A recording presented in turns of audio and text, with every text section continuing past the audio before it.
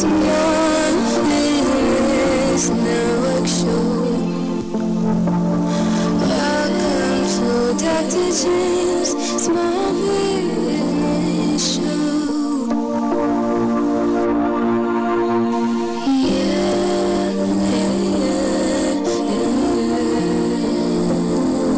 Welcome to the Small Business Network Show.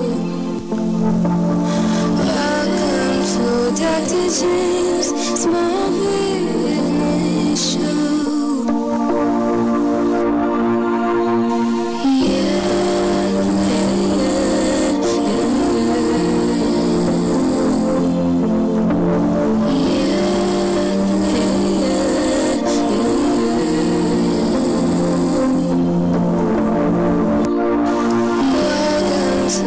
Small Business Network Show.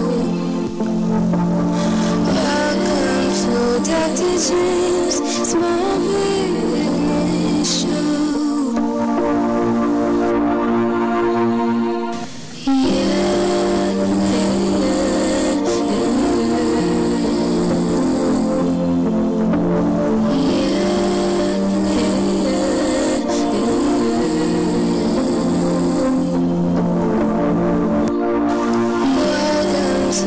Small Business Network Show.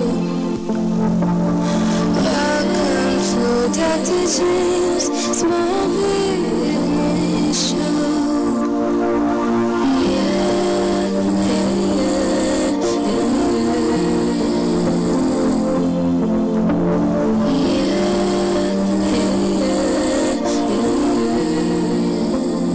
Welcome, welcome, welcome. Another beautiful day on God's green earth, Arlington, Texas, Globe Life Park. Dr. James McConnell's The Small Business Network. We're here with co-host Brittany Wise, which she's on a leave. She'll be back next week. And co-host Carol Harper Poe. How you doing, Miss Carol? I'm doing fine, Dr. James. How are you? Doing pretty good. We're here with our expert practitioner, Miss Carla A. Murphy. How you doing, Miss Carla? Hi, I'm doing well. How are you? Doing pretty good. And we're here with our delivery courier expert, Mr. Sonny. How you doing, Mr. Sonny? I'm doing well. How's everyone doing? I want you to know, to remain stable, you must know that he's able. I was waiting on that. See, I wasn't going to say anything until you said a little quote, because that's your little deal. I just couldn't wait. I just needed to see it. Oh, yes. Oh, yes. I hope all is doing well. All's doing well. That is a good thing. That's a good thing. Miss Carla, how's the weather out there in Buffalo? Is it warm yet? The weather is beautiful today, 69 degrees. 69 degrees. Man, that is beautiful. That means it's not hot, it's not cold. It seems to be kind of perfect weather, right? I would like it to be a little warmer, but I'll take it. Just a little warmer. I got you, and we'll take it. Well, we're going to get this thing started with Miss Carol here. Miss Carol, let's get into the new client book release. Give us the name of it first and how to get it second. Okay. Good evening, everyone. Good evening, everyone. The name of the book is Fight for Your Marriage by Jeffrey Charles Barnes. He is my classmate, and he is a minister in Tyler, Texas. And he got in contact with me through Facebook, and he wanted me to publish his book. So basically, this book can be bought off of Amazon.com under, just like it said, Jeffrey Charles Barnes, or you can look under me. The book is under me right now, Carol D. Harper. You can buy the book on Amazon right now under Carol D. Harper. And later on, you can email Reverend Charles, he's a pastor, at Jeffrey, Jeffrey, Charles, Charles, Burns, Burns, at yahoo.com. Or, of course, you can get it from me, Carol Harper, on Facebook, Carol's Publishing Company on Facebook, and email me at POWE, which is P as in Paul, OWE, CAROL 311 at gmail.com. Oh, man, I love it. So I think you said it's an audio book and a hard book as well? No, sir, it's a Kindle. Kindle, got you. Yeah, the audio is coming because he wanted an audio, but it's a Kindle and soft cover. Oh, man, I love it. And I think I saw a glimpse of the cover of it. That looks really nice. How do you get your inspiration for the covers? Is that something that just comes in your head, or you do it after you write, or you do it before you write? I won't tell my secrets, but I won't tell my secrets. But if you want some consultation, you can always call me at 469-643-6498. Well, that moves into that next topic, free consultation on how to get your book started. Tell the people, pretty much about that. Oh, actually, I just told it. I forgot that was the next one. Just if you you want some idea on how to write your book, how to start your book, you got your book already ready, you got it on paper, or you need somebody to type it up, anything that you need on a book, okay? Anything that you need about a book, it's free consultation, okay? It's only one free consultation. Anything after that, you're going to be charged.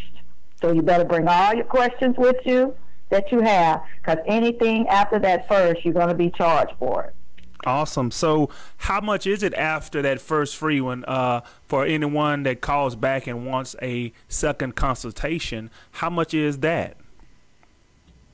It's according to how long I spend with you and what we have to do, but it's starting out at $50.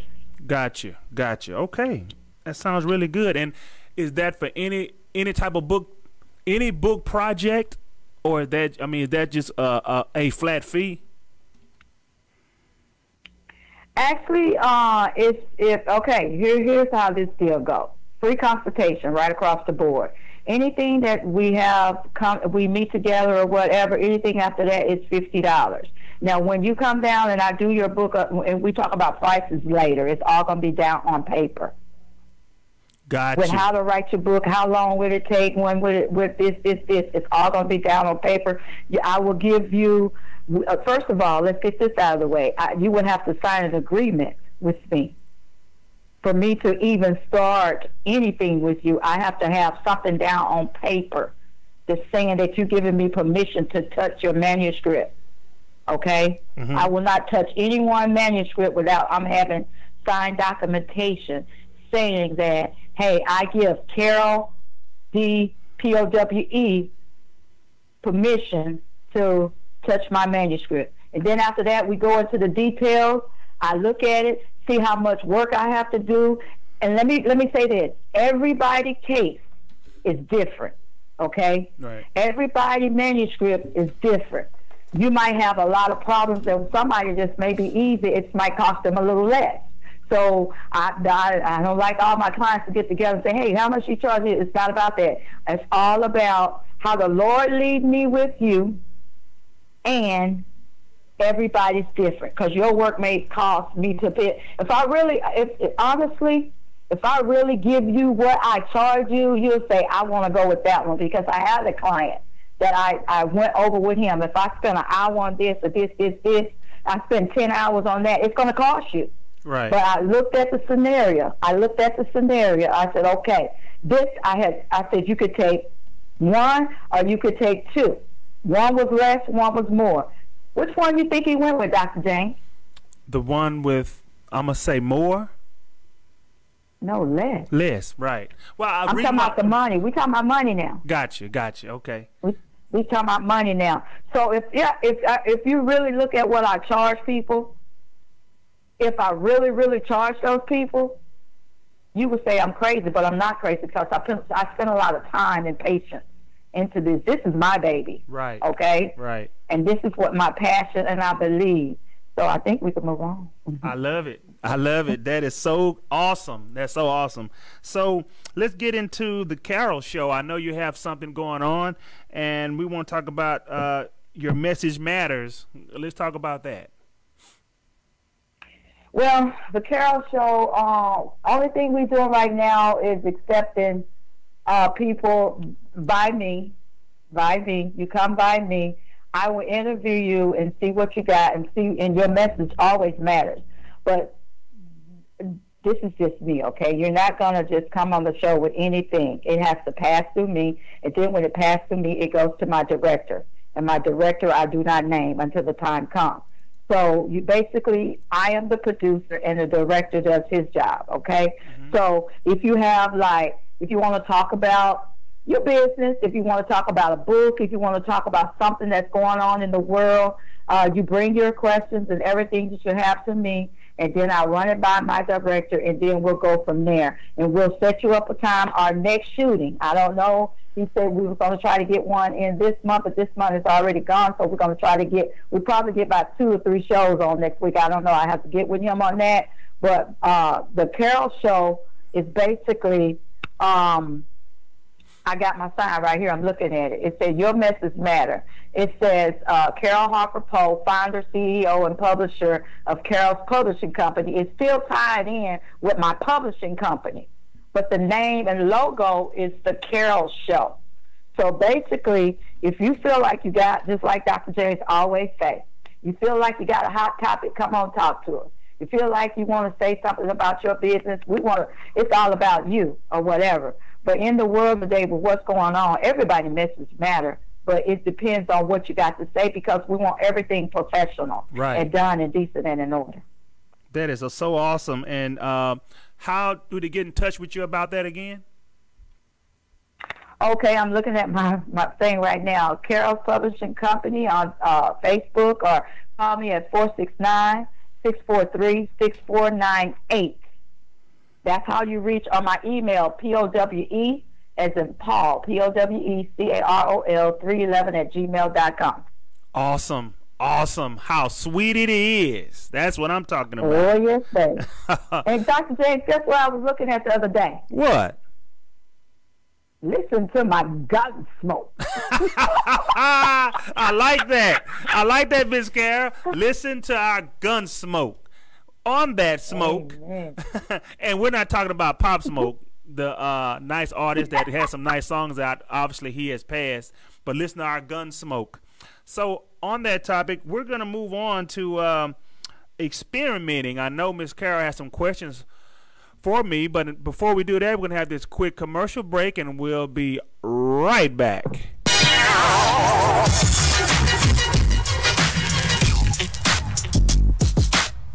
Hello everyone, I am Dr. James, host of Dr. James McConnell's The Small Business Network, broadcasting live each week on Saturday at 1 p.m. from Fishbowl Radio Network Studios at Globe Life Park in Arlington, Texas. Log on to hear us talk about and feature small businesses and the life of a small business, the struggles, the triumphs, the daily operation, the grind of starting and running a small business. So be sure to log on each week on Saturday at 1 p.m. to catch Dr. James McConnell's The Small Business Network. Let's jump in.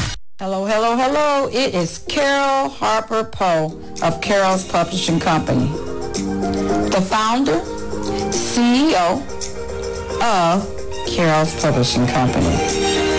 My phone number is 469-643-6498. My email is POWECAROL311@gmail.com. My website is www.cdhboutique.com. That is CDH Boutique, BOUTIQUE.com. I'm on Facebook, Twitter, Instagram, YouTube, and now TikTok. TikTok is Carol Poe, and all the rest of them is Carol Harper, or Carol Harper Poe. My YouTube is Carol's Publishing Company. My company Facebook is Carol's Publishing Company. Also, 2 podcasts merged together. That's on Anchor.com and all the other sites that you want to hear us on. You're welcome to it. Now, Reinstitute just ran a special. It's over with, but it's still out there on Amazon.com under Carol D. Harper. Search Carol D. Harper because it's a lot of Carol Harpers. Don't forget to put the D in it. Reinstitute is just a book to say, hey, I can start again. I can be made whole again.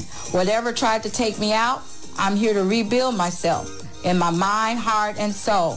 Whatever tried to take you out. Reinstitute. This is a book to help you to jumpstart that starting all over again.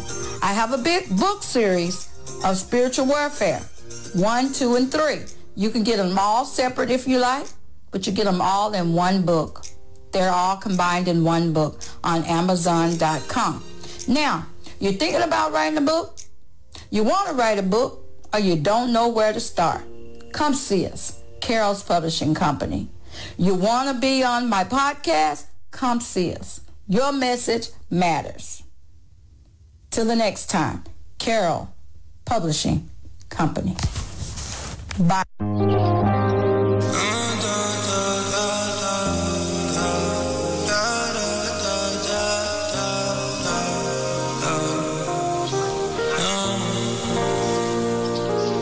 Take these journeys, they tear my system down. Tried so hard to keep you out. I went crazy by myself, crying alone. Anxiety, it keeps me on the edge, close to jumping off this ledge. I sip perp to clear my head since you've been gone. These knees, they tear my system down. Tried so hard to keep you out. I went crazy by myself, crying alone. Spaced out, staring at the ceiling, talking to my demons. That's for a reason why I feel the way I'm feeling. If I'm the one who cheated on the sex without no meaning, I like to keep her heart safe from my start beating. Now I try so hard to stay medicated so I don't have to face the wrong I've done. I take these enemies, they tear my system down. Tried so hard to keep you out. I went crazy by myself, crying alone. Anxiety, it keeps me on the edge, close to jumping off this ledge. I sip her to clear my head since you've been gone. These enemies, they tear my system down. Tried so hard to keep you out. I went crazy by myself, crying alone. Anxiety, it keeps me on the edge, close to jumping off this ledge. I sip her to clear my head since you've been gone.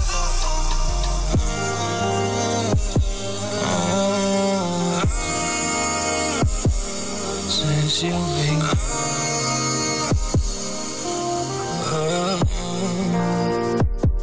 Now I try so hard to stay medicated so I don't have to face the wrong I've done to you. Take these they make me uneasy, such a tear my system uneasy,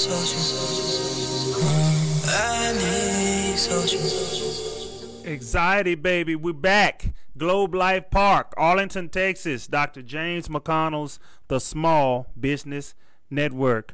I know that Miss Carol has some questions about experimenting. Let's get on that, Miss Carol. All right, Dr. James. Thank you so much. We're talking about experiment now. How do you get a better process?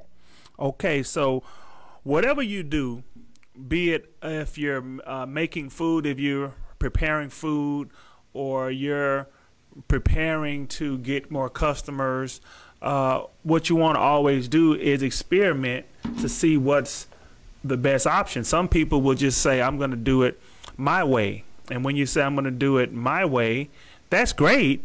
But what if there's a way that's better? Well, I don't care. I like to do it this way. Well, when you do that, then you can make yourself fail, or you can make yourself have a harder time. That's what experiments are for. Why do you think scientists experiment to get to a better drug? Just like the vaccine most of you took. You think they just put something together and come on, take this vaccine.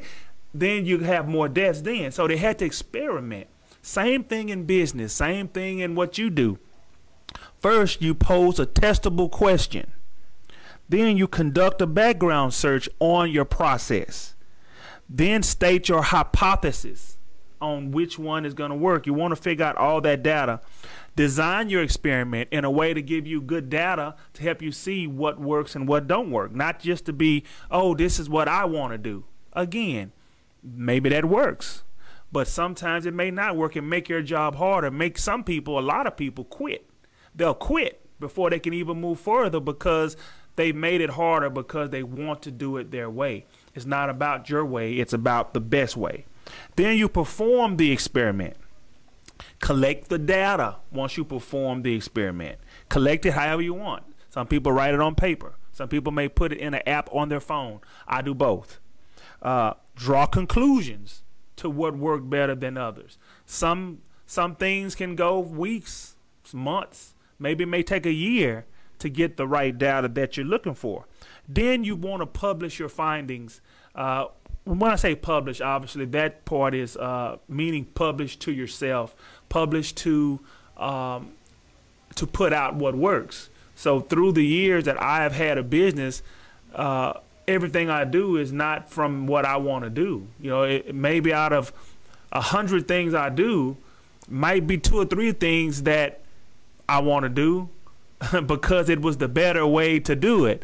There's probably 90 things that I do that I found was a better way. And once I've realized and understood what works, then that's what I use. So I do think that's a huge way to be able to grow and kind of get things going. And I know that Mr. Sonny wanted to touch on his topic about a better process. What do you think about it, Miss Sonny? Mr. Sonny, sorry. Hey, no, it's okay, Dr. Dan. Well, I think exactly what you said about experiment. I believe with anything, whether it's cooking or anything you're doing with your hands, anything you experiment with for the first time, I would truly, like you said, collect your data. I say patent it. Whether you're trying it for the first time, remember, I'll use myself. I remember when I was a single father cooking for my children, I would just get stuff and experiment, and my oh, Dad, we love it. But I never wrote down or kept the ingredients, so when I wanted to make it again, I didn't have it.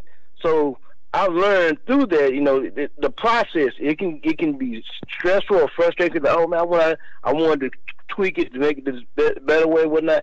But you always have to dive into the water and see what you come up with. I mean, so many times we come up with great ideas, but we don't experiment to see how it may turn out, because we look at, oh, what if this doesn't happen? What if this does fail? Whatnot. So the process is to continue to stay and drive. You know, continue to try it. You know, try. I mean, you got to try. You know, you can never strive towards winning if you just don't start. Absolutely. Wow, that's awesome, you guys. That's awesome. Can you make the process better, you think, Dr. So you can. So kind of whenever you try it, right, and then let's say that if you're able to get a conclusive answer, that, you know, kind of what works, then of course that's great. But let's say that you try it and you don't come with a clear answer. Then maybe you want to check the process. How did you get to it? What vehicle did you use to come up with the answer? And if that vehicle didn't give you the clear answer, then let's transform it and use another vehicle, another means. You know, kind of what I do and what I've done a lot through the years is I've done surveys. I've sent surveys to individual people. And I say some surveys has over 200 people that has responded. Some surveys is about over 100, and there's some newer ones that has over 30 or 40. And so having said that, when you get to about 50 people to respond to a survey, and you want to have your survey go with certain things, you know, what do you like about this? What do you like about that? Would you do this or this? And when they respond, first off, you'll understand what that person, how that person thinks. So if this person is a customer and you got, and if you got them to do a survey, you'll already understand what they're thinking, right? So now you can figure out how to talk to them about what you're trying to sell this person. On the other hand, when you get over 50 people, at least 50 that responds, you're able to see what the majority is thinking, right? As long as you set it up to where, because I know that you can use Google Docs to the point where you'll be able to, it'll set it up on a graph and you can see that how many people want to do blah, blah, blah. And it'll say 68% say this, 72% say that. So what that means is 72% of people that say this is letting you know the world mostly is thinking, every 7 out of 10 people is thinking this way. See, that's how you not only collect the data, because sometimes this goes over people's head. They're like, I don't know what you're talking about. But so I'm being very clear. The question, you want the answers. It can be simple. It can be, let's say that Mr. Sonny is trying to deliver food to people, and let's say everybody he does it to, and let's say he has 5 different options. So what he do on a survey is he'll say, hey, do the survey just to let me know kind of, you know, so you'll say, which one of my plates do you like the most, A, B, C, or D? Do you like the cold food better, the hot food? You want to do stuff. And so then what happens is as they answer those questions, that individual person, they're letting you know, I like your spaghetti better. Well, now you want to maybe bring them more spaghetti to keep him or her engaged and wanting to keep buying from you. Instead of always, because let's say if you come with not that option and you come in with pork chops, and they don't want pork chops, but they're not going to just tell you, I don't want pork chops. They're just going to be quiet and say, well, no, I'm not going to buy this week. That's how that works. How do you predict what they want? That's how you predict what they want. You survey people. And then when you get enough, let's say once you get over at least 50 people, now you can predict what everyone wants for the most part. You can, if out of 50 plus people, if they're, 65, 70%, 80% saying that I like this hot food better than cold, then what you do now is you start producing a little more hot food and only produce the cold food for the people that actually says, I would rather cold sandwich or a cold cut. And so that is really good information to be able to kind of keep going. So yeah, I could go on that topic a long time, but I just wanted to kind of share that with you guys. Well, Dr. James, when you was talking, it sounds like you found the problem, you solved the problem, and you got results. Absolutely. Absolutely. So through all the case studies and statistics, it seems like you found the problem, you got the problem, and you solved the problem. So we're going to go to stay-at-home workers. Is it good or is it bad? Well, I have a question, Ms. Carol. What do you think first? Well, me being a stay-at-home mom in my early years, I think it was sort of good because while my kids was at school, I was in school, okay? And working, it was good also because when they got up in age, That's when I got out and I started working. So basically, it depends on your situation, your family situation. I like that. I like that. Now, I know Miss Carla, she, I think she goes to the office, but I think there's a few times, I'm not sure if it was with the church or not. I can't kind of remember that, Miss Carla, but I remember you might have stayed at home and worked a little bit. But in your estimation, Miss Carla, do you think it's better? Is it better at home or is it better at work in your eyes? Thanks for asking, Dr. James. And I believe that it depends. It depends on the project that is needed to be completed. Some projects are easier to complete when you are at the office, and I found that other projects where I needed more focus and less distractions, it was better to complete at home. Gotcha. And so, me personally, I do believe it can be both. It can be good for some circumstances, like Miss Carol say. It can be good, but it can turn bad if you take being at home and turn it into laziness, and before you know it, you're losing your job, right? So it really depends on a person. If they're at home and they can still focus on work and do what they do, then it's great. Who wouldn't want to be home? But if being home is taking you off your job and you're doing things that you shouldn't do, and you find yourself losing your job, this is the worst time to be losing jobs. So yeah, I guess that's it. Yeah, Dr. James, I really thought about that question. It stay at home. Is it good or is it bad? Yes, my right now in the situation that I am, I do want to stay at home. I love it. I do want to. I want to be financial free. That's my goal, to be financial free. I love it. So will it become the new norm? I believe it will, because obviously because of COVID, it has definitely turned into the new norm. It's become normal to have stay-at-home jobs. Some jobs want you to stay home, and so my estimation is you'll still go to work with jobs that go to work, but I do think there'll be more jobs to allow you to stay at home, like insurance companies. A lot of them are working from home and a lot. So I believe it absolutely will be the new norm. Absolutely. Yeah, and I think it is the new norm right now at this time because of the COVID-19.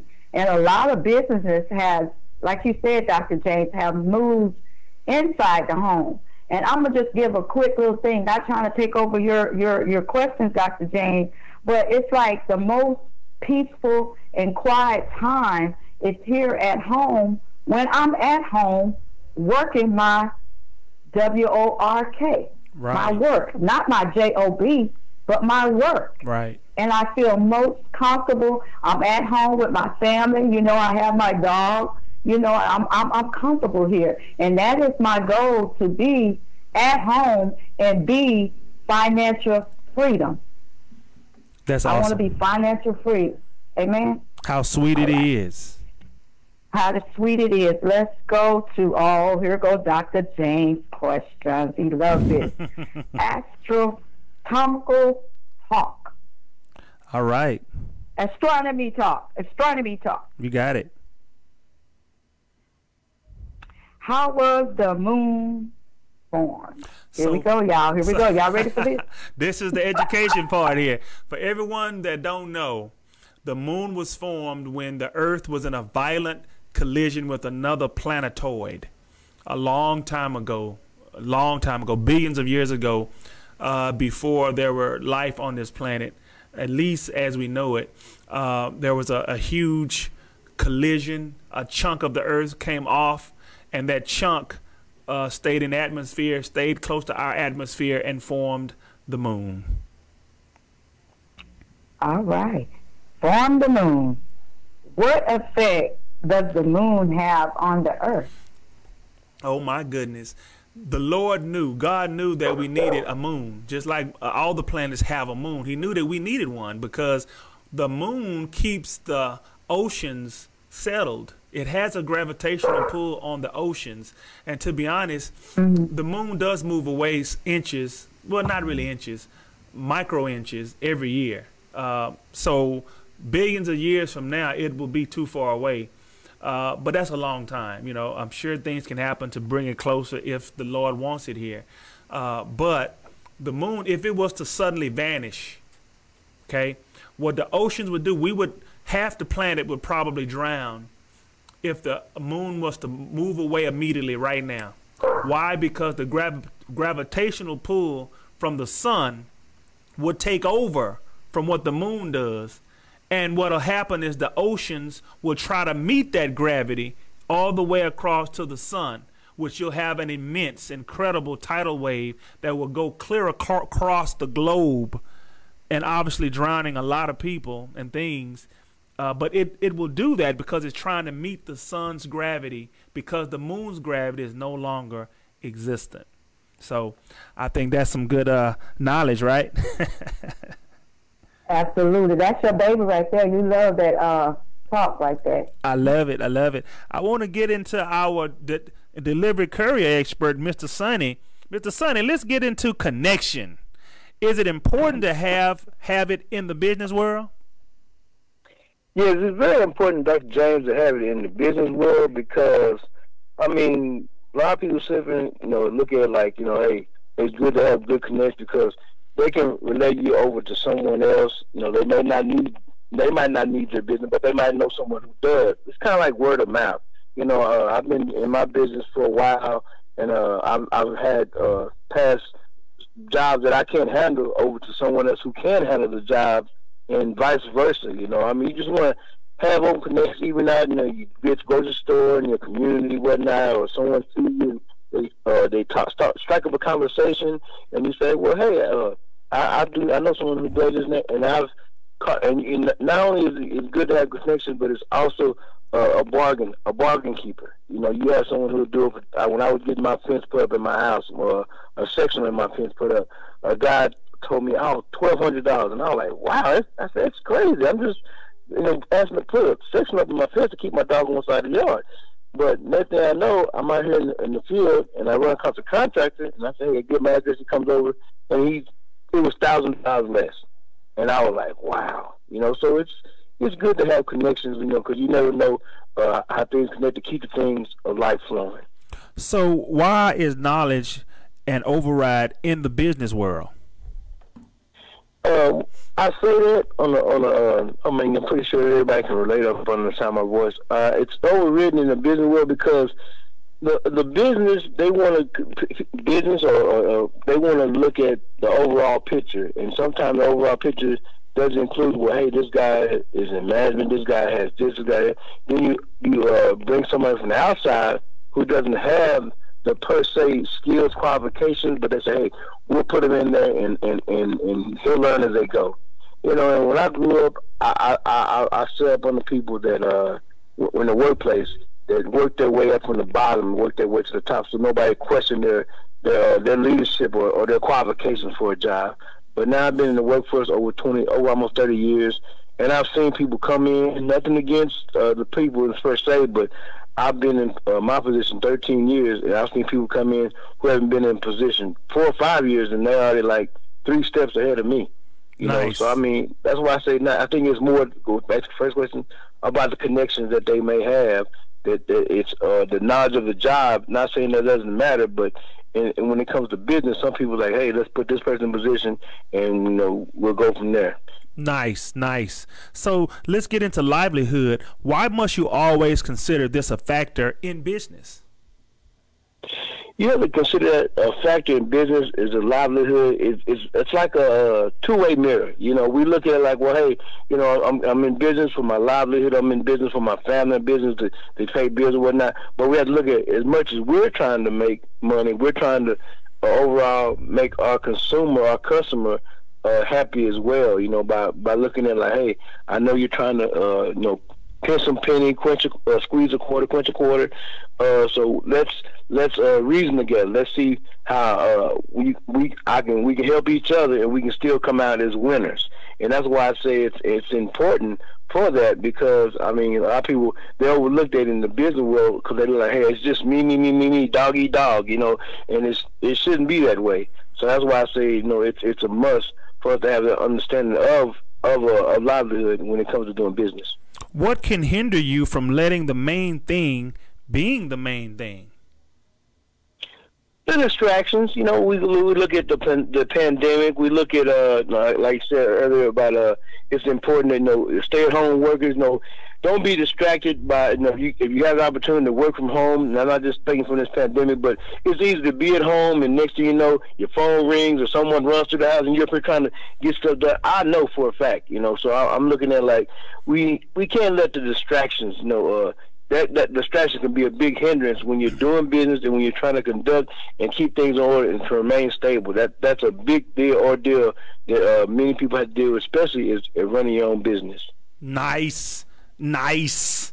Let's get into condition. What makes the wheels move forward to progress? Like I wanted to touch on this earlier when you were talking asked a question about the process. And I say I say on that is that in process, it's a 4-letter word, 2 4-letter words that goes along with process: push and pull. Okay, so what I'm saying is that we must continue to push. We must continue to push because it's always going to be a pull because people don't want to see your progress or your process that leads to success. So what I'm saying is, while you must continue to push, I always know it's going to be something pulling at you. But also, you have to have the inner pull to say, hey, I got to keep going in spite of, So that's what I'm saying. That's why the process is a much because we have to understand there's 2 sides of it. And also, when you, like you said about the survey, is that when people get the feedback, that ought to continue. You get feedback, positive feedback, or even negative feedback. That should be your fuel to continue to push to gain to what's higher. Okay, so why you must never entertain entangled yourself? You must never entertain and entangle yourself, and I say that business-wise and personal-wise because it goes back to keeping your focus. Keeping your focus. We can entertain something that lives no means or no matters, even when it comes to family or friends or whatnot. I mean, we must go back to connections. You look at it like if anyone out have water your yard or anything, you put a knot in a water hose and the water doesn't flow freely. So I said you must never entertain and entangle yourself with the cares of this world or what's going on, whatnot, because we lose focus on what the main thing is. The main thing is to provide a good service, to provide business, provide livelihood for our families, and at the end of the day, we can all sleep well knowing that, hey, we're doing all we can do to continue to keep our head above water. That's awesome, man. I love it. We're going to move into our expert practitioner, Ms. Carla Murphy, and we're going to get into talking about conflict in the workplace, and we're going to talk about that next. Good morning, good afternoon, good evening. Are you looking to develop your business? Are you ready to focus on building your brand? Let's gel. Let's grow, earn, and learn together. I am Carla Murphy. I am uniquely different. I'm waiting to hear from you. I'd love to help you to develop your brand and your business. Please call me at area code 716-553-3109 or email me, Carla Murphy, uniquely different @gmail.com. Or you can look me up on social media via Facebook, Instagram, Twitter, LinkedIn, YouTube, and Alignable. I am uniquely different. I am Carla Andrea Murphy. Let's gel.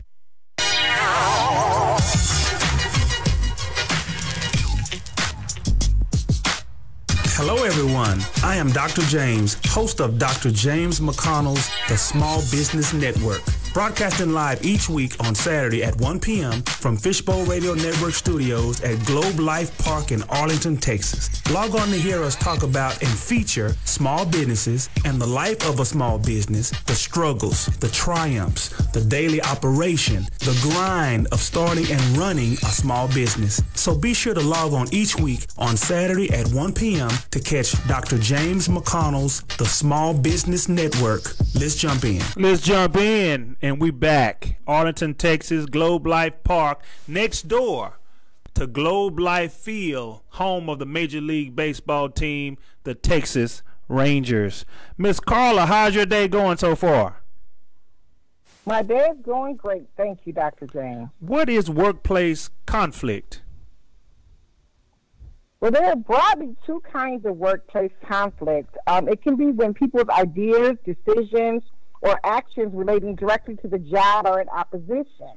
Or it can be when two people just don't get along. This type of workplace conflict is bad for business because it can lead to downturns in productivity and it can increase absenteeism. I love that. So just a quick question before we move on. Have you ever had a chance to experience that? I have. Really? Do you have any kind of scenario what happened with that? Well, workplace conflict, sometimes you don't agree, and I believe it is because my background includes being a regulator as well as being an investigator. And so to me, facts are black and white. And oftentimes there can be people who would like to interpret other ways and like to go a little bit further to the left instead of staying right. So that can cause a conflict sometimes because I believe in staying on the straight and narrow. Gotcha. Okay. So how do you handle conflict in the workplace? Well, you handle conflict by talking with other people. You can focus on behaviors and events and not personalities. It helps to listen carefully, identify points of the agreement and the disagreement, prioritize the areas of conflict, develop a plan to work on each of the areas, and then follow through on the plan. That will help you to build on success. When you clarify what the source of the conflict is, it will help everyone to find peace and resolution. And it also helps to find a safe and a private place to talk so that there are no distractions and people can focus. You should really spend time investigating the situation, determining ways to meet the common goal, agreeing on the best solution, determining the responsibilities that each party is going to have in gaining resolution. And then you always want to go back and evaluate how things are going, how they went, and decide how you can come up with some preventative strategies for the future. Well, let's get into reinventing yourself. How do we reinvent ourselves? Well, reinventing ourselves, it's to become a different type of person.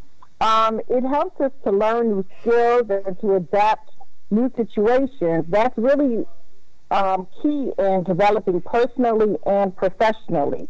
So it's really the ability to adjust, evolve, develop skills, and embrace change as we progress through our lives. It will help us to determine just how much we can achieve both inside and outside of our business, our work, our community.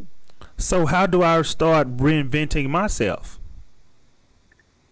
Well, Dr. James, you can develop a bucket list, especially if you feel stuck. Just kind of jot down some things that you would like to do, some goals that you would like to set, some things that you would like to try. Try something new and don't always put it off. It helps to jumpstart new initiatives, explore career changes, recognize the resistance that you face. And then also surround yourself with people who will tell you the truth. That always helps and is critical. You have to be willing to take risks and to find a good starting point because you have to start somewhere.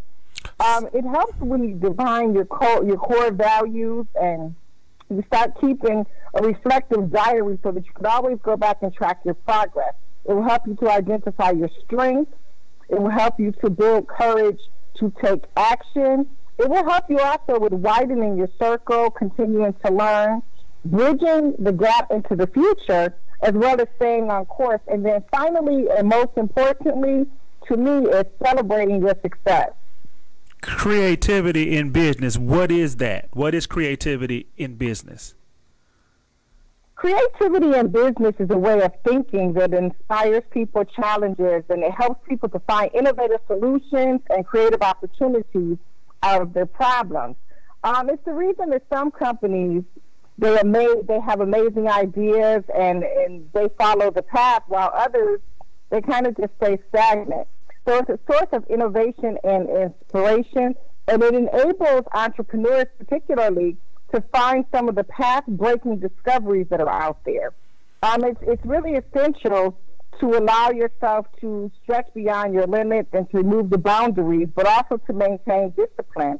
And that's a great way for you to change your perspective, to solve problems, to gain finances, and to just be a shining star in your field. And why is creativity important to business? With business creativity, you get to solve problems faster and easier than ever before. It will help you to discover unique ideas that will keep your users interested and engaged. That's really vital to business success. You will always stay one step ahead if you do that, if you're creative, and you'll uncover what other people need even before they need it. So creativity is something that you don't just turn on and off. It's kind of like a light switch. You can't turn it on and off, but you always want to leave your light on and be developing and recreating yourself and trying something new. So all you really need to focus on the key elements of being creative are having focus, having people, having tools, and using your time. How sweet it is. I love it. Love it. We're at the end of our show, guys. This was a huge show, a great show, power-packed show. We're glad you guys made it, and we will see you guys next time on Dr. James McConnell's The Small Business Network. Welcome to the Small Business Network show. Welcome to Dr. James Small Business Show.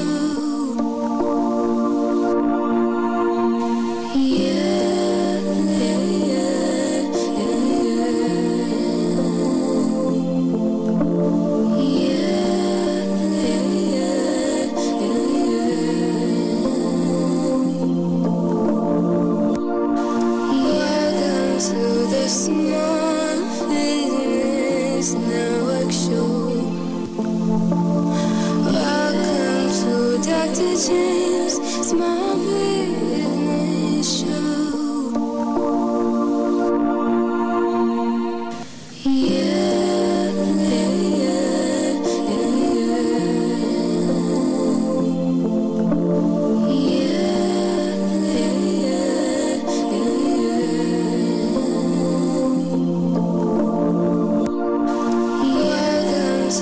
Small Business Network show. Welcome to Dr. James Small